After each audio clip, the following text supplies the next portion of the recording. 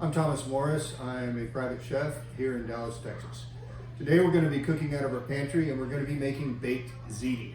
The recipe is pretty simple. It starts off 1 to 1 to 1 to 1. We're going to use a pan of hamburger meat. If you don't know, this is a cup of hamburger meat. It's also 8 ounces, just about 1 cup, and that's going to be true for almost all wet ingredients. So 2 cups of hamburger meat, ground. 1 pound of some form of either ricotta, cottage cheese, or a mixture of both. 1 pound of penne or mostaccioli or some sort of, you can even use rigatoni, whatever pasta, big round pasta like that you have. 1 quart, and this happens to be 2 quarts of whatever pasta sauce you have. I keep this in my pantry because sometimes I make baked ziti. It's sort of like Julia Child and using the lesser quality red wine. All you're doing is adding some flavor. We're going to use half an onion. Now we get into so this is going to be 8 ounces of onion. And this is a large onion, you can see.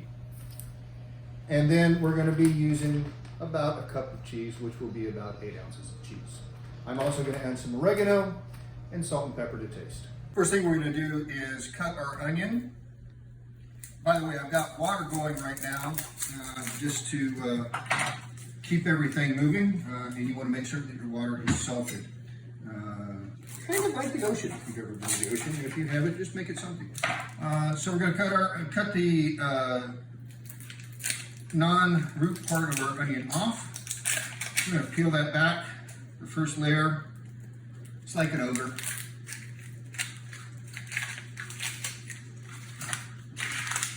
There's that. And that's pretty simple.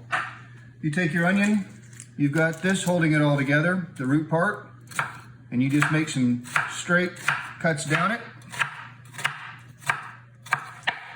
Rotate it, and now we're going to cut those that way. And there is your diced onion. And we're going to saute that onion until it's just translucent. The reason we're going to start with our onion and not our hamburger meat is because I don't want to brown the onion. So I'm going to saute off the onion first, remove it, and then I'm going to brown the hamburger meat. By the way, these measurements, they're mostly guidelines. For instance, I have some pasta here that's made with lentils. I'm going to be using that some along with, because I'm going to make a big batch of some regular pasta, but I'm going to be using this because it adds extra protein. However, each box of this lentil pasta is only 12 ounces. So, you know, I may have a little bit more meat and onion to pasta ratio as the recipe calls for, but that's just fine. Our onions are just turning translucent. You can see there. I'm going to pull them off now because they're going to have just a little bit of crunch in them. And then the next thing we're going to do is start browning off the hamburger meat.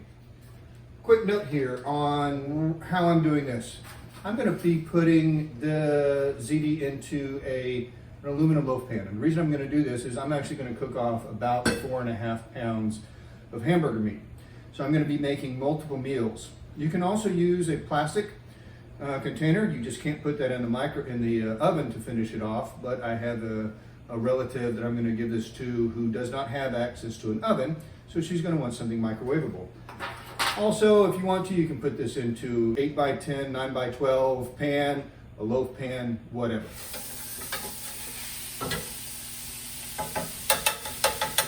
See that the hamburger meat is nicely browned off. It's gone beyond gray. I've got some good brown stuff in there. Because this is 80-20 hamburger meat, I've got a lot of fat in the pan. I'm going to dump this into a colander and let that fat drain off, and then we will get everything assembled. Now I'm going to mix my meat, onions, and seasoning. As I mentioned at the beginning, I'm cooking in bulk today. So I've got a little over 4 pounds of hamburger meat, 2 pounds of onions, also known as 2 large onions. And by the way, I use yellow onions. You can use white, you can use red, whatever. I'm going to start by mixing that together and adding about 1/4 cup or 4 tablespoons of oregano. This oregano is not ground up, so I'm just giving it a little bit of a twist as I put it in. And I think that's enough. I'm going to add some generous, again, about 2 tablespoons here of salt to that mixture. So if you were doing 1 pound, you would be dealing with 1 tablespoon of oregano, and starting off at least with about a teaspoon and a half of salt. I'm going to give that a quick taste, see what I think about it. I've got my salt balance and my oregano right. I'm going to shake in a little bit of cayenne pepper.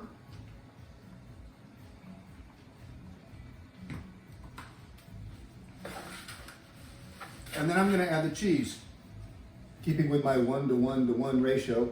I've got 3 pounds of ricotta there. I've got in this is a 1.5 pound tub of cottage cheese. About 8 ounces of that is missing, a cup already. So there's a pound of cottage cheese. And I'm going to add the equivalent of about a cup of some other cottage cheese that we have. And there we go. Mix that all together. Now that I've got the hamburger cheese and onions all mixed and I'm happy with the flavor, I'm going to add in my 1 quart of pasta sauce per pound of hamburger meat, approximately. And so in this case, that's going to be 2 quarts. Now, while all this has been going on, I had my pasta cooking on the stove. It's now out, drained, and ready to mix.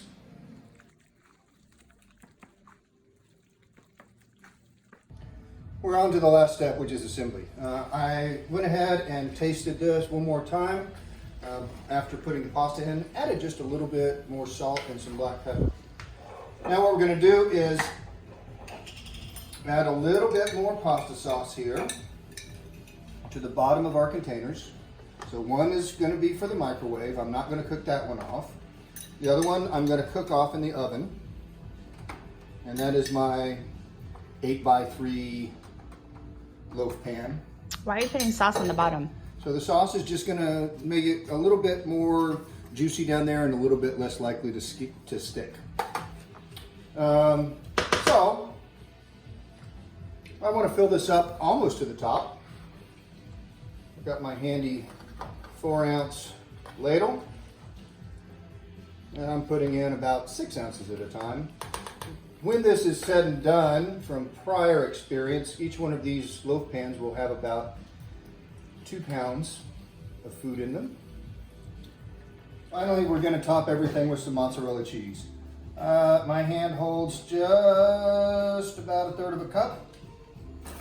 So little of that, and then a little bit more. We want that on there. I'm going to be sticking this in an oven that's preheated to 350 degrees on bake, not on convection bake.